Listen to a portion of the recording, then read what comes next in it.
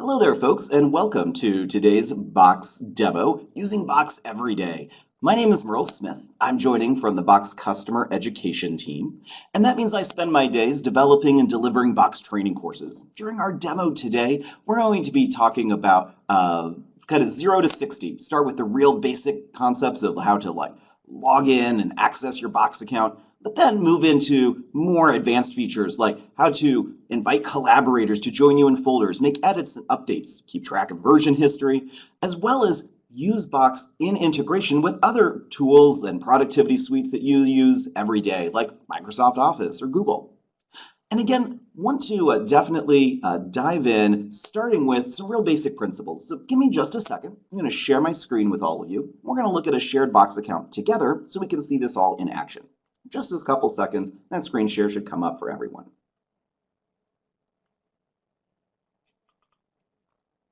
All right, folks, so here we are in a shared Box account. In this case, I have just logged in, so I'm currently looking at my Box homepage or my All Files page. You'll notice here that some of these folders that are on this page are blue. Others are yellow, and those colors in Box are not arbitrary. In Box, a yellow folder is a private folder. It means you own that folder, but you've not yet shared it with any colleagues. Blue folders, on the other hand, are shared. You or one of your colleagues owns that folder, and you work on it together. And what I want to do first is create a new folder as a workspace for my team. So I'll click here on New, select that first option, and let's make a new folder. For example, I'll say this might be my Acme Project Team Workspace.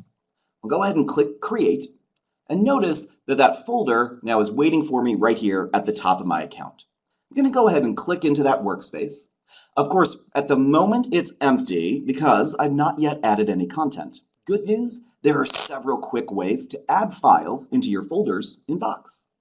I could click on the word Upload. The first option lets me add individual files. So that'll navigate to my local hard drive, ask me what folders I want to upload. I'll select a couple there and add them.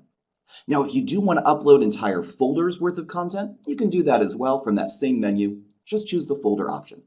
You also have the option, if, like me, you've got folders that live on your hard drive, for example, you can also just drag and drop folders. This is probably the one I use the most often myself. Another quick way to add content.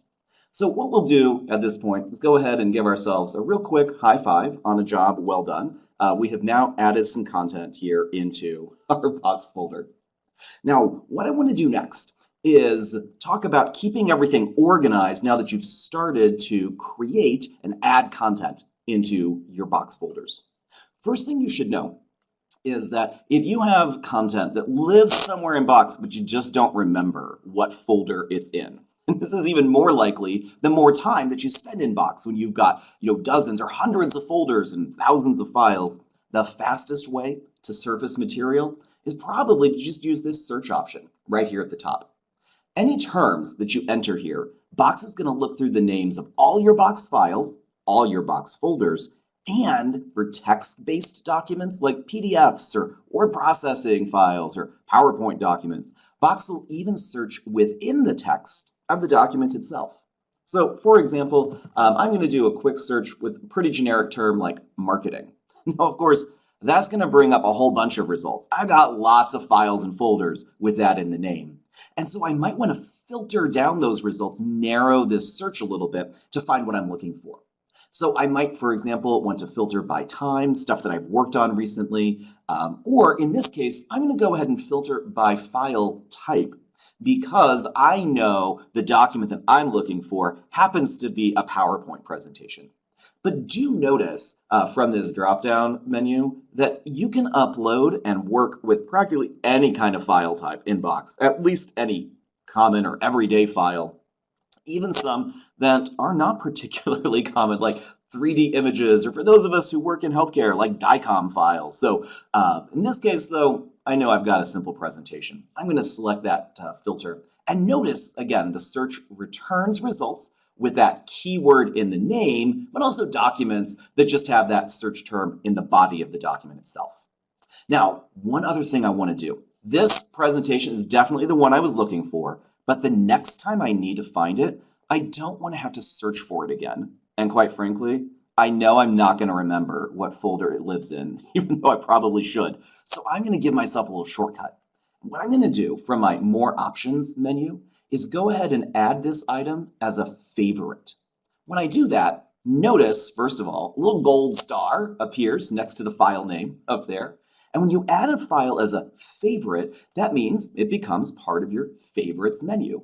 Over here on your left-hand navigation bar, you can click on those favorites, and this is going to give you a quick list of just those files and folders that you have designated for quick access. So I really do use my favorites like every day because this is the stuff that I work with all the time, and I want to make it easy for me to find and to access.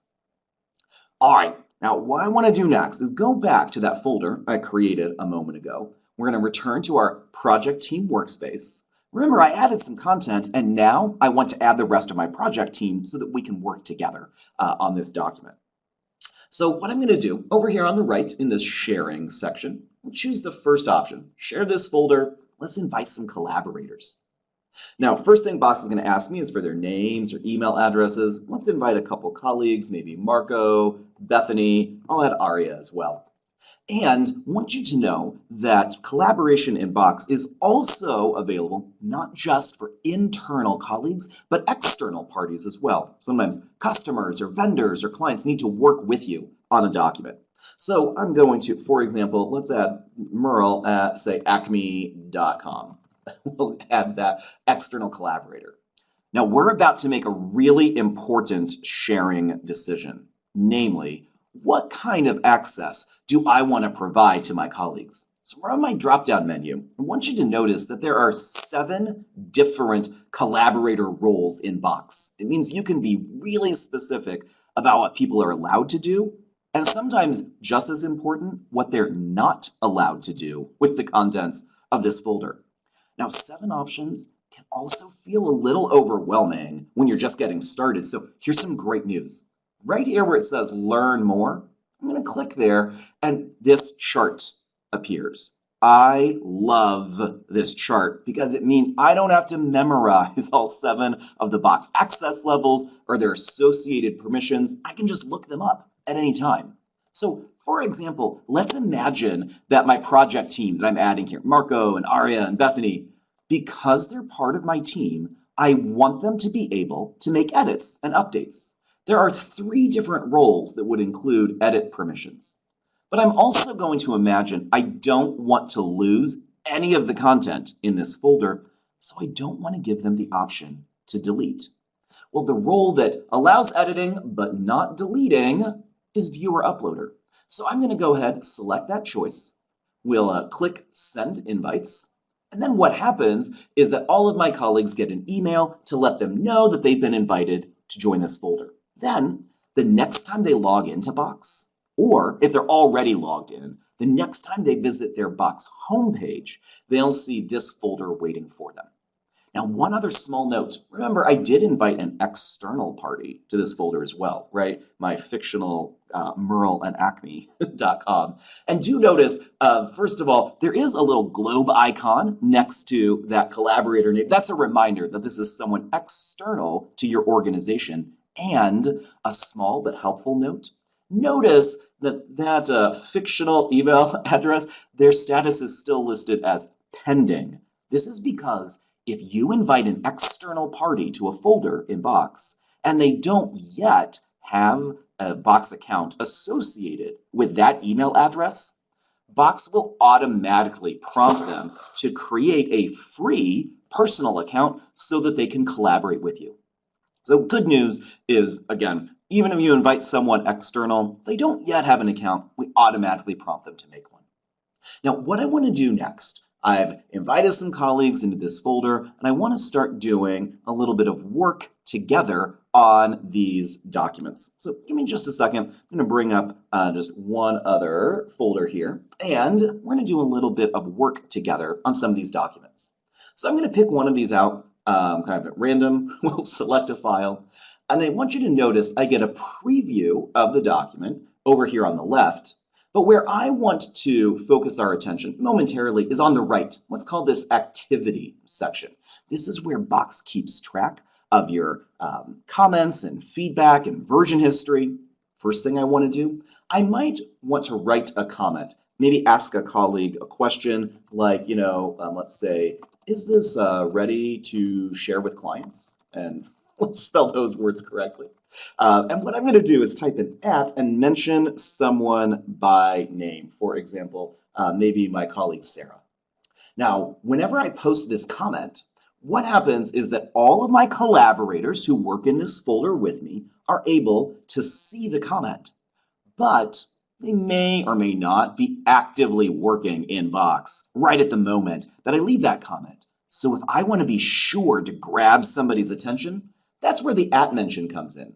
You call someone out by name, they get a direct and immediate email to their inbox to let them know that you've asked them to do something related to one of your Box files.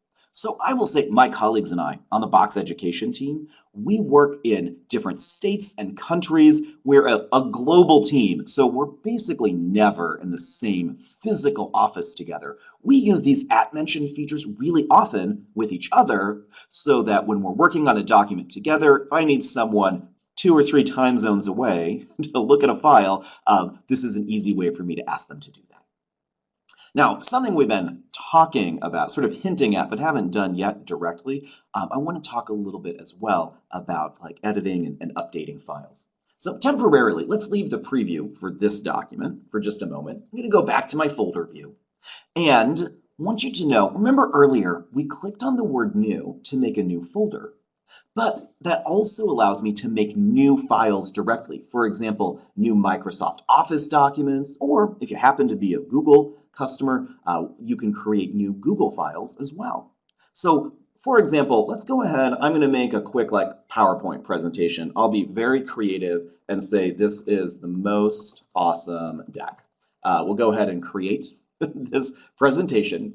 Now, this is going to open up directly in PowerPoint. And give me just a second because that popped up right on my other monitor. We'll drag that over so we can all look at that together. And want you to know that, notice the file lives right there at the top of my Box account.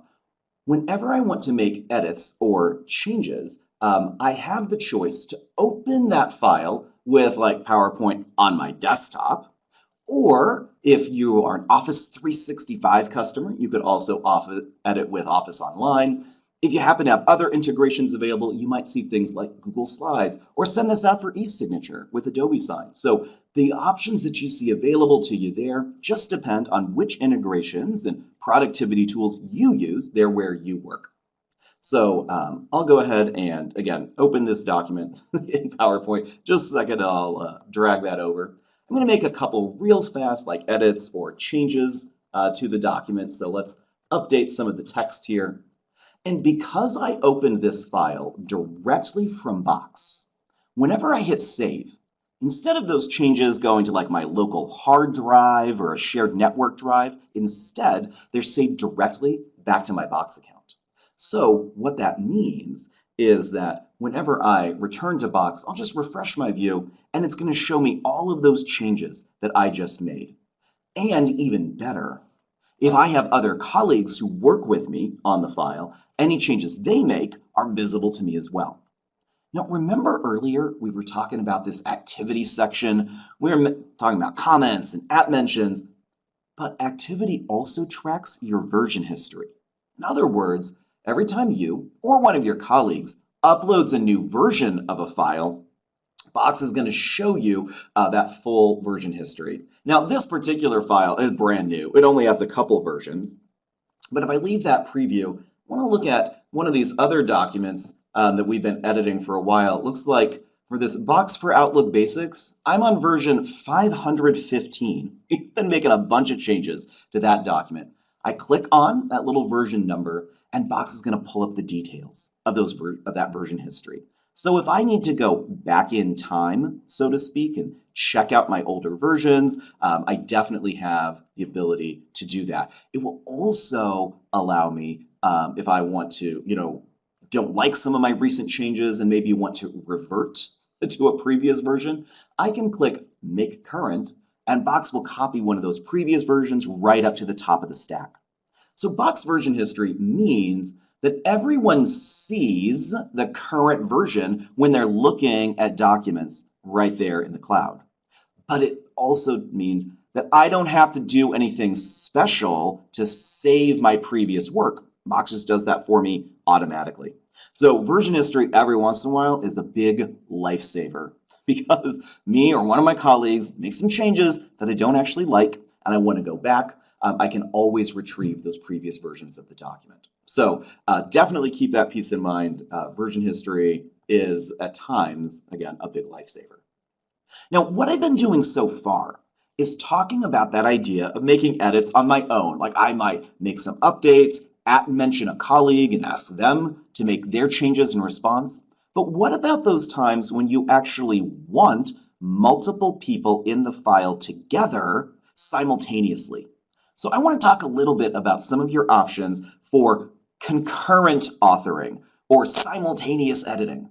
So what I'm going to do in this case, for that same like Box for Outlook Basics document, this time for my More Options menu, I do have the option, like we saw earlier, to like open that with Microsoft Word on my desktop, but instead I'm going to open with Word Online. In other words, this file is going to open up in a new tab right here in my web browser. And because I'm editing in the web, it means that other people can join me in the file at the same time. You'll notice, for example, my colleague Megan joined in the document. It tells me who else is here editing. And whenever someone else makes changes or updates to the file, I see those changes appear in real time as they happen because their cursor literally has a flag on it with their name, and when they make changes or updates, I see those happen in real time. So using Office Online is a great way to have like simultaneous authors all be in the file simultaneously. And because this is web-based editing, all your changes save automatically every few seconds. You don't have to do anything special. In fact, there's literally no save button in Office Online. Happens all on its own, and you'll notice those changes get saved back to Box automatically. And then every few minutes, Microsoft is going to aggregate all of those changes and upload a new version back into your Box account.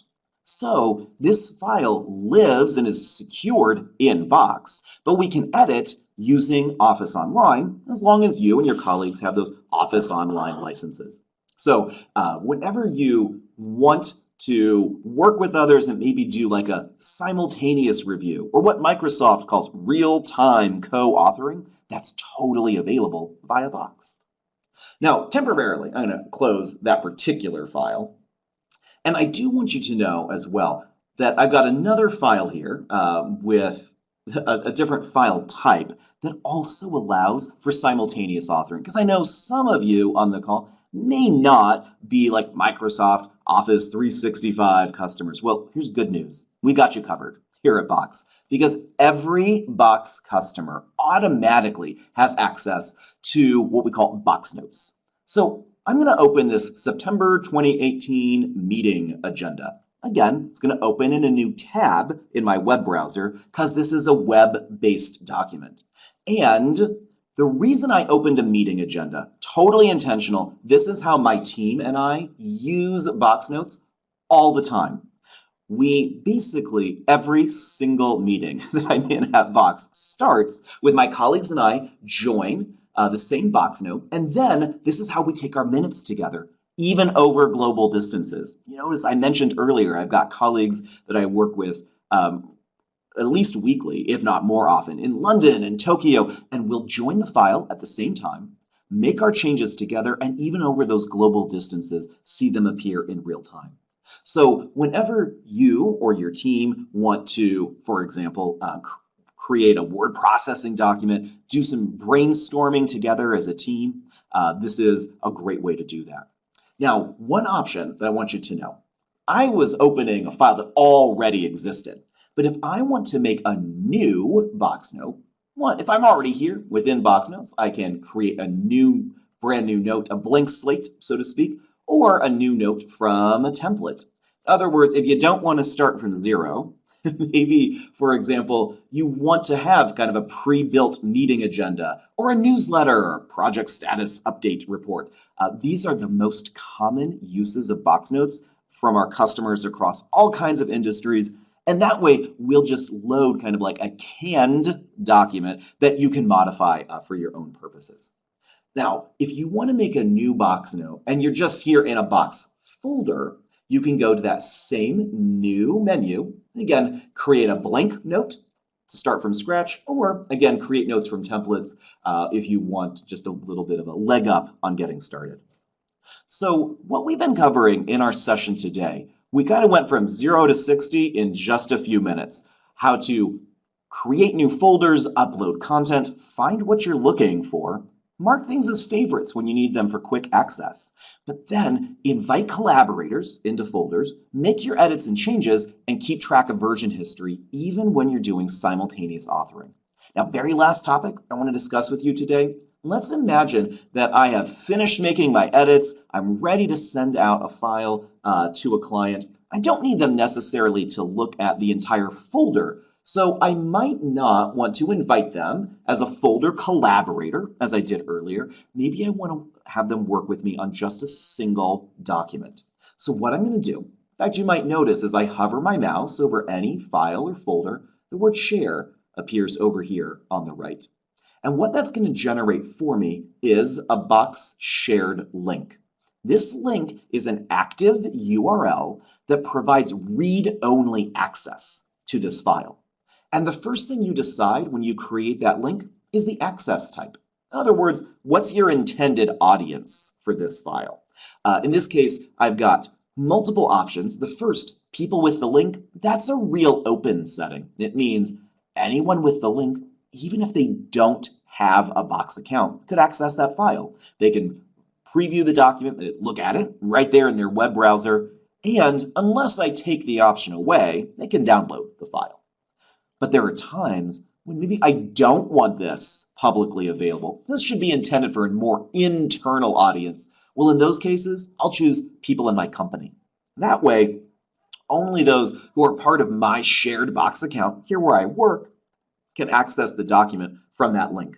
You could even lock things down further to people in this file so that only those who are already collaborators on the document, not even everyone in your organization, can view the file or the folder from that link.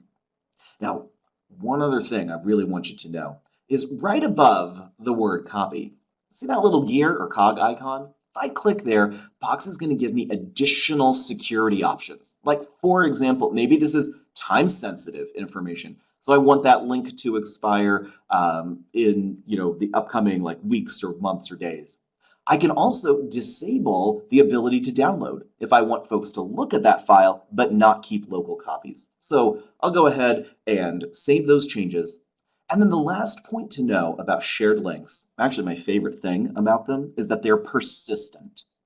If you create a link and then realize, wait, I need to update those security settings because I need to add a password or modify an expiration date, you do not have to remove the existing link to create a new one. You just leave the link alone, but you can update those settings at any time. Either click on the little link icon or go back to that word share and adjust those settings. It's also true if you update that underlying file like we were doing earlier when we make edits or changes. Shared links only point to the most recent version of the document. So when you and your colleagues make updates, the shared link stays the same, but it only points to the most recent version. So unlike traditional email attachments, you don't have to send a new email every time there's a new version to say, please disregard the old versions of the file. Here's the new one. Work on this. Thanks. Box take care of that automatically. So shared links are a great way to share content even with external parties who may not even have a Box account. And you can rest assured they're only looking at your most recent version. But if you need to lock that down to internal parties so that it doesn't get shared externally, you absolutely can do that as well. Now, folks, I'm a little sad to say we're reaching the end of structured content from today's session, but Really appreciate you taking time with us here at Box today to get a quick tour of the most common features and functionalities that I use with Box every single day of my work life. I hope you've learned a bunch, and if you're looking for additional information, we're definitely going to share some upcoming resources with you as well. Would love to have you back for additional demos, and most of all, happy collaborating.